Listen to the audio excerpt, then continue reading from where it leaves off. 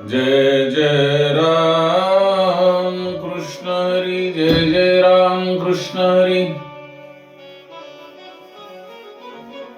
जय जय राम कृष्ण हरी.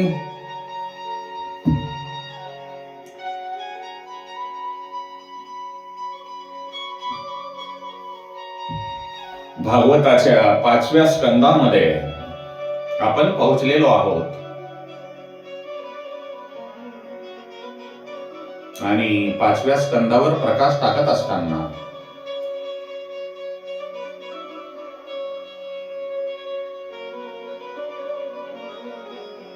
यापूर्वी आपण पृथ्वीराजांची कथा ऐकली.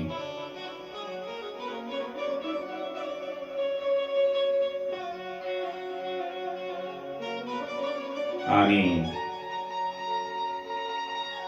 5व्या स्कंदामध्ये प्रवेश करणार असून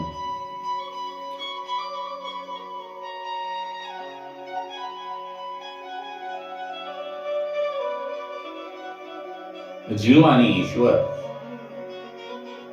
यांच्यामध्ये काय फरक आहे आणि इतर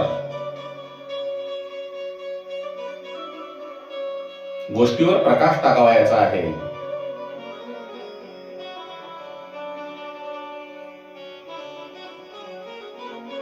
भगवंताची पूजा ही आपण जी पूजा करतो, रोज पूजा करतो,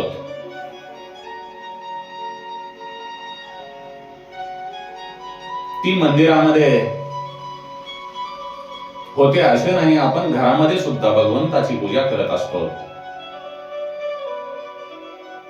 म्हणजे माझ्या सांगण्याचे तात्पर्य असे आहे की ईश्वर हा सर्व व्यापक आहे, सर्वांमध्ये व्यापलेला आहे. त्यांची पूजा, भगवंताची पूजा कुठेही होऊ शकते, कारण भगवंत हे सर्व व्यापक आहेत.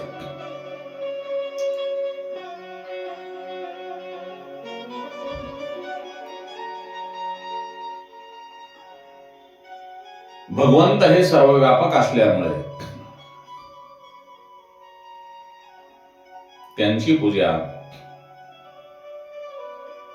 कुठेही करता येते, कारण भगवंत हे सर्व व्यापक आहेत. आणि त्यामध्ये विशेष सर्वात महत्वाचे म्हणजे कोणत्याही जीवाला,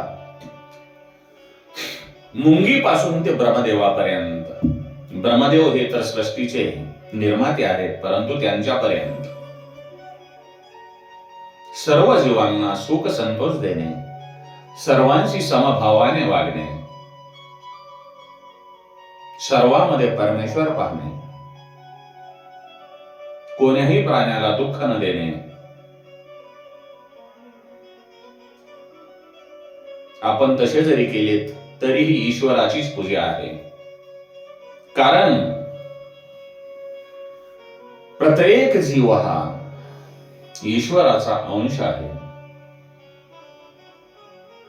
जीव आणि ईश्वर हे वेगळे नाहीत.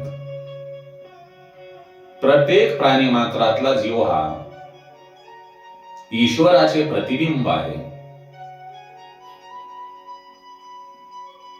सूर्यनारायण देवता ज्यांचे आपल्याला रोज दर्शन होते,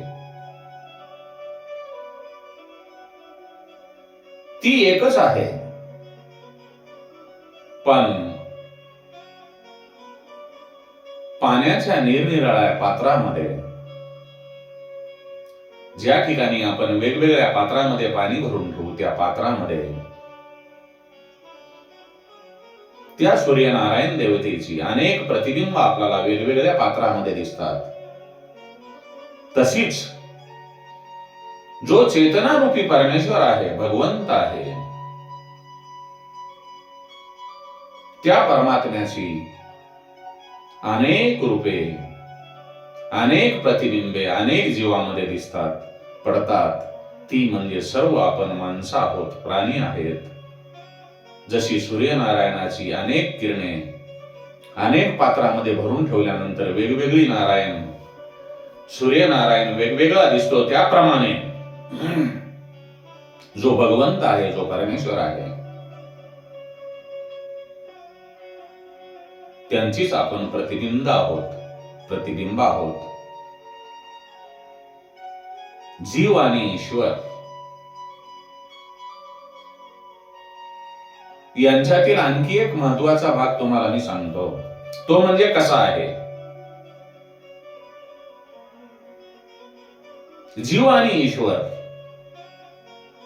यांच्यातील भेद तांदूळ आणि शाळीच्या कणा याप्रमाणे आहे. शाळीच्या कण्यामध्ये आतमध्ये जसा तांदूळ असतो, त्याप्रमाणे प्रत्येक जीवामध्ये ईश्वर व्यापलेला आहे. ईश्वराचे प्रतिबिंब त्या जीवामध्ये आहे. जीव आणि ईश्वर यामध्ये काहीही फरक नाही.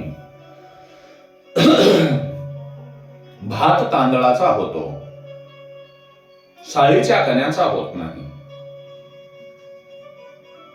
आपणाला माहित आहे, शाळीच्या कण्या कांडाव्या लागतात. त्या शाळीच्या कण्यांना मुसळाचे घाव सहन करावे लागतात, तेव्हा तांदूळ दिसू लागतो. त्याचप्रमाणे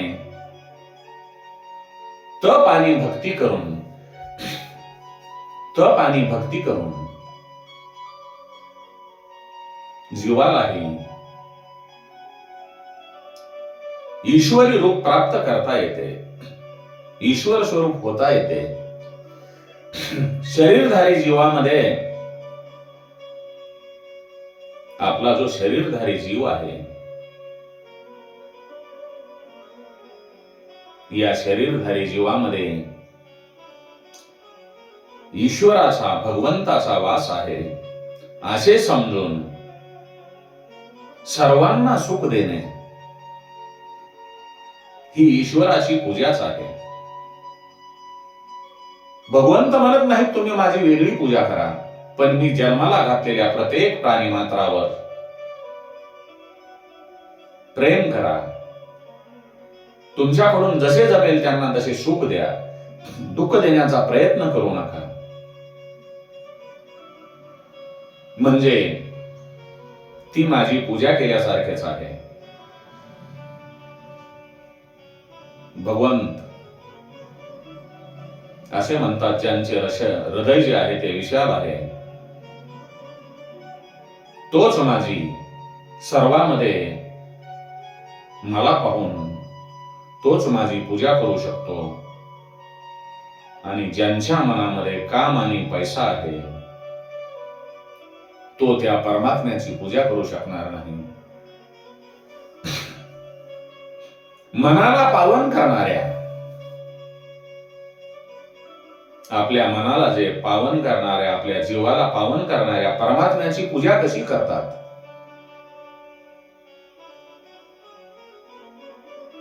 हे शिकविणारी भरत राजांची कथा आपण या 5व्या स्कंदामध्ये पाहणार आहोत. सुखदेव राजा परीक्षितांना सांगतात,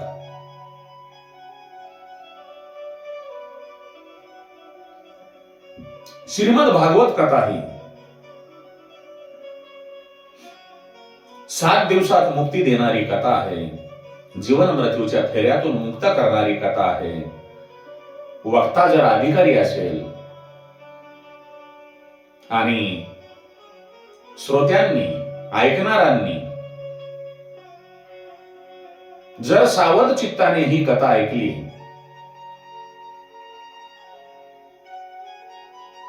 तर संसार विषयाबद्दल ऐकणाऱ्यांच्या मनामध्ये हळुवारपणे हळूहळू विरक्ती निर्माण होते आणि ईश्वराबद्दल, परमात्म्याबद्दल आसक्ती निर्माण होते. परमात्म्याबद्दल प्रेमभाव जागृत झाला आणि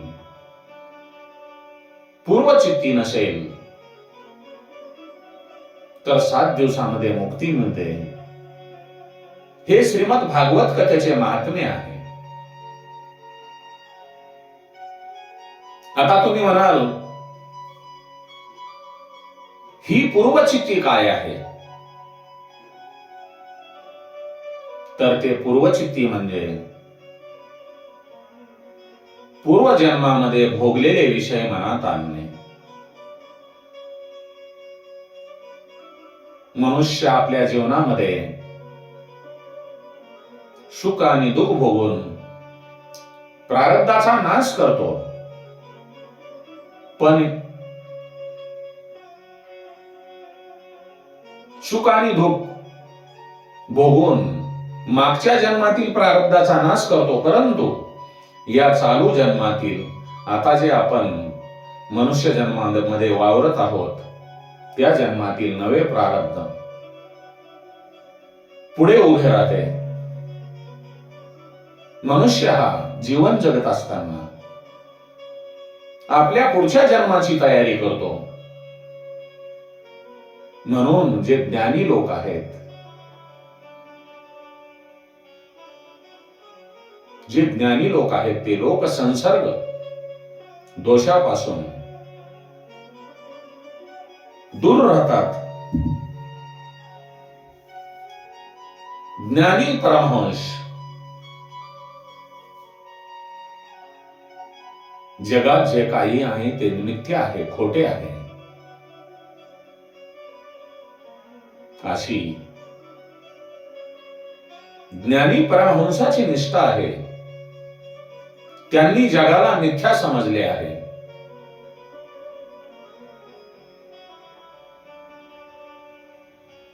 आणि जगाला जर खोटे समजले तर मनुष्याच्या अंगी वैराग्य येते. संसाराला सत्य मानल्यामुळे आपला जो प्रपंच आहे, कुटुंब आहे, याला सत्य मानल्यामुळे मोह निर्माण होतो. जगात जे काही आहे, जे काही दिसते, ते सर्व खोटे असून त्या सर्वांचा नाश होणारा असून त्याला जाणणारा जो आपला आत्मा आहे, तो आत्म्यात सत्य स्वरूप आहे. जे ज्ञानी लोक आहेत, ते दृश्य वस्तूमध्ये जी दिसणारी वस्तू आहे, त्या वस्तूमध्ये आपले मन जाऊ देत नाहीत. या संसाराचा जो साक्षी परमेश्वर आहे, परमात्मा आहे, यांच्यावर आपली ज्ञानी लोक दृष्टी स्थिर करतात. आत्मस्वरूपाकडून मनाला शक्ती मिळते. मनाला स्वतंत्र शक्ती नाही.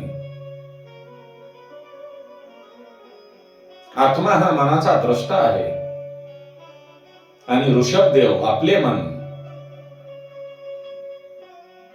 द्रष्ट्याकडे जाऊ न देता द्रष्ट्यावर केंद्रित करतात. आपले मन जेव्हा ईश्वराशी एकरूप होते, तेव्हा सुखदुःख उरत नाही. दृश्यामधून दिसणाऱ्या वस्तूकडून आपल्याला माहित आहे, येथे कोणी राहण्यासाठी आलेला नाही. येणार तो जाणार, जन्माला त्याचा मृत्यू वाटळ आहे. म्हणून माऊली ज्ञानेश्वरीमध्ये सरळ सरळ उपजे ते नाशे, ते मायावशे दिसे. जे उपजले आहे ते नष्ट होणार आहे. ते आपणाला दिसते ते केवळ मायेमुळे दिसते.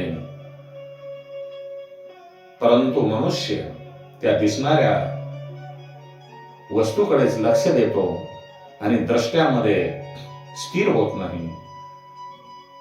म्हणून आपण मन ईश्वरात लावा, म्हणजे आपणाला मुक्ती मिळेल. जे ज्ञानी पुरुष आहेत, ज्ञानी पुरुषांना संसार बाधत नाही, कारण ते स्वेच्छेने जगत नाहीत. ते अनिच्छेमुळे आणि आपल्या मागच्या जन्मातील प्रारब्धामुळे जगत असतात. आपल्या मागच्या जन्मातलं जे प्रारब्ध आहे, त्या प्रारब्धामुळे ते जगत असतात.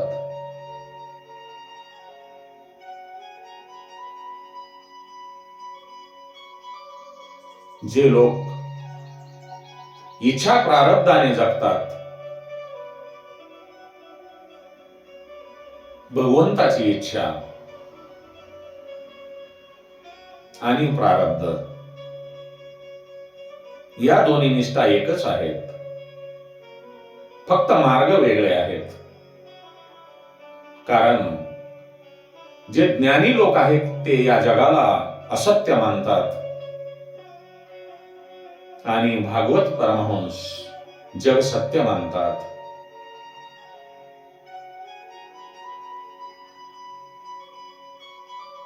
ज्ञानी परमहंस आणि भागवत परमहंस यांचे लक्ष एकच आहे, पण मार्ग वेगळे आहेत.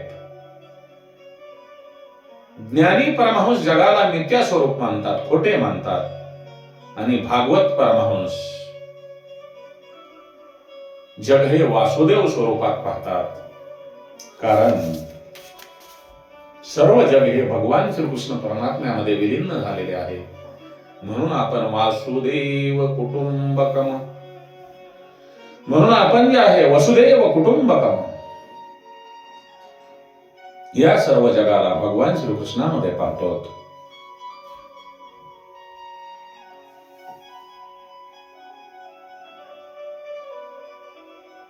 सांगण्याचे तात्पर्य, दुधाचे दही होत असले तरी, दुधाचे दही होत असले तरी दही हे दूध नाही, परंतु सोन्याचा जर दागिना बनवला तर तो दागिना म्हणजे सोने, आणि त्यामध्ये जे हिंकस मिसळलेले असते ते म्हणजे ही सोनेच असते. सोन्याचा दागिना आणि सोन्याची लगड म्हणजे हिंकस, यामध्ये काही भेद नाही. जग हे भ्रमाचा परिणाम आहे, म्हणून ते सत्य आहे. शंकराचार्य म्हणतात नाम हे नित्य आहे. शंकराचार्य म्हणतात नाम रूप हे नित्य आहे, बाकी जे राहते ते सत्य आहे. म्हणजे माती सत्य आहे, पण मातीचा घडा सत्य नाही. लक्षात आले का? माती हे सत्य आहे, परंतु मातीचा घडा सत्य नाही. कारण मातीचा घडा फुटल्यानंतर तो माती स्वरूप होऊन जातो, मातीमध्ये मिसळतो, म्हणून माती सत्य आहे. त्याप्रमाणे नाम सत्य आहे, नाम रूप हे नित्य आहे. शरीर हे खोटे आहे आणि त्यामधले चैतन्य खरे आहे.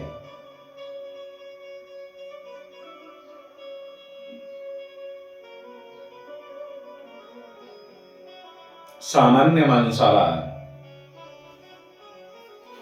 परमात्म प्राप्तीकडे, भगवंताच्या प्राप्तीकडे ज्ञानी परमहंसाचा मार्ग कठीण आहे. कारण प्रत्येक जण ज्ञान हे प्राप्त करू शकत नाही, आणि जे संत मंडळी आहे, वैष्णवांचा मार्ग आहे, तो मात्र सामान्य आहे. कारण वैष्णव पंथामध्ये फक्त नाम संकीर्तन करावयाचे आहे, भगवंताची भक्ती करावयाची आहे, ज्ञान ग्रहण करण्याची आवश्यकता नाही.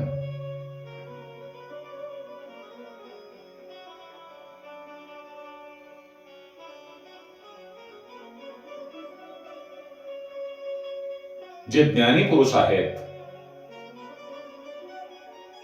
ते मलमूत्राने भरलेल्या स्त्री देहापासून, स्त्री देहामधून आपले मन काढून घेतात. ते स्त्रीकडे तिरस्काराने पाहतात. परंतु वैष्णव मार्गाचा स्वीकार करणारे जे संत आहेत, महात्मे आहेत, ते स्त्रीला लक्ष्मीचा अवतार समजून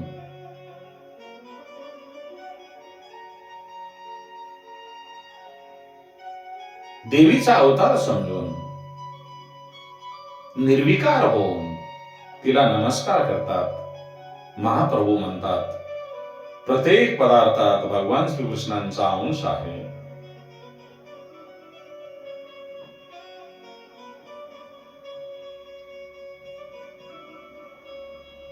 ज्ञानी परमहंस हे ज्ञानाच्या माध्यमातून जगाला उपदेश करतात, तर भागवत परमहंस कृतीच्या माध्यमातून उपदेश करतात.